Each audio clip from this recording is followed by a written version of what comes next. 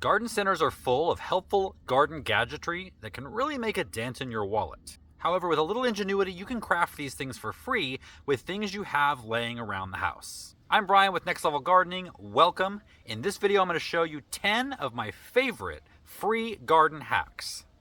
Let's get right into it with the inside of paper towel or toilet paper rolls. One popular way of doing it is cutting 4 slits and folding in the bottom so that you have a solid bottom. But you don't really need to do that.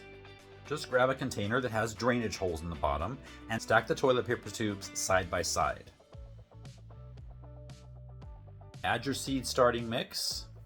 The seed starting mix that falls around the outside of the tubes will hold them in place. This method is especially good for peas, beans, any legume, even sweet pea flowers, because they like long, deep root systems. Once the plants are ready to transplant, you can stick the entire toilet paper tube in the ground and bury it. It will disintegrate in no time and there will be no transplant shock. Slugs can be huge problems in the garden, especially with your spring lettuce. If you have some old plywood laying around, wet the ground with a hose and then lay the piece of wood right there on the ground. Overnight, slugs will gather underneath. You can go ahead and dispose of them in any way you see fit. Off to a good start? Let me know in the comments what your favorite free garden hack is, either one you learned from someone else or came up with on your own. Plastic is everywhere nowadays, literally everywhere. You can reuse some of your plastic bottles in many different ways. You can make a small greenhouse for individual plants with a 2-liter bottle, just cut the bottom off and sit it over your plant. You can go ahead and put a bamboo stake down through it and that will keep the bottle from blowing away. For plants that need deep watering, like tomatoes, you can make your own personal drip system. Poke a bunch of holes in the cap. That will let the water flow out slowly. Cut the bottom off of the bottle and bury it next to your tomato.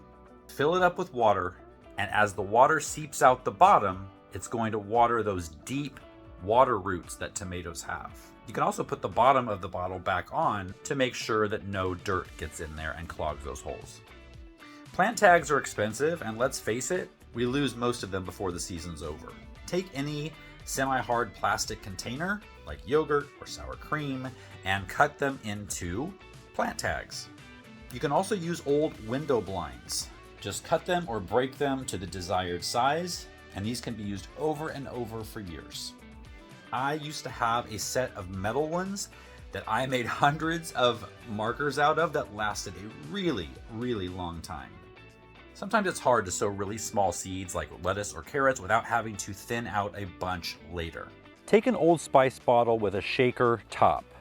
Put a couple tablespoons of sand into it, along with the seeds from 1 seed packet, and shake it up. When you sprinkle the contents out, it will naturally space the seeds out among the sand. Have you ever counted the number of seeds in any legume package like beans or peas? There's not all that many. Have you ever counted a bag of dried beans? There's a lot more. You take out 20, which might be in a seed packet. You're not really going to miss that 20, but you basically have a free 20 seeds to plant. Or use the whole bag. Who am I to hold you back? While we're continuing the subject of peas, twigs and small branches from any shrub at this time of year that you might be cutting back are great to help peas start to climb. Dwarf peas can actually live their entire life on some branches just like this. No trellis needed. Anybody have an old stinky sponge? Place it in the bottom of a pot to cover the drainage hole.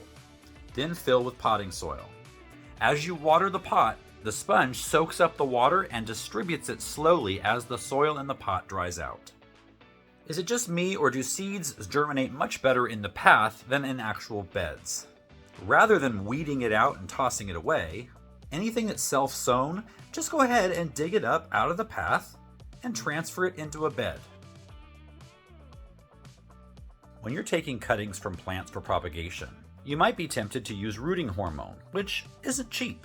And honestly, I don't feel that it's needed for most things. What's more important is keeping fungus off of your cuttings so they don't get diseased and rot away before they have time to root. That's where honey and cinnamon come in. Both have antifungal properties. Dip the ends of your cuttings in either one of these before you put them in the pot and watch your success rate skyrocket. I hope you got something out of these top 10 free garden hacks. I would venture to bet you probably have the things laying around the house for 9 out of 10, maybe even 10 out of 10. If you want to know how to get free plants from the garden center, take a look at this video right here. I'll see you next time.